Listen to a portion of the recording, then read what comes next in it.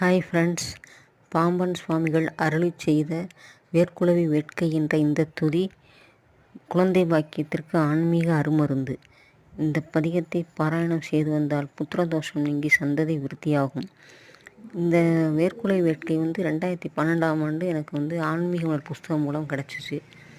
இந்த பதிகத்தை தினந்தோறும் சொல்லி பலன் கிடைத்த அன்பர்கள் இந்த பதிகத்தை பாராயணம் செய்யும் முறை பற்றி சொன்னீங்கன்னா இன்னும் நிறைய பேர் பலனடைவார்கள். விரதம் இருக்கணுமா, ஒரு நாளைக்கு எத்தனை முறை சொல்லணும், எப்படி சொல்லணும்னு சொல்லி பலனடைந்த அன்பர்கள் தயவுசெய்து கமெண்ட் பண்ணுங்கள். இல்லை நீங்கள் ஏதாவது சேனல்ஸ் நடத்துனீங்கன்னா அதுலேயும் இதை பற்றி ஒரு காணொளி போடுங்க. நிறைய பேர் பலனடைவார்கள். வடிவேலும் மயிலும் சேவலும் துணை.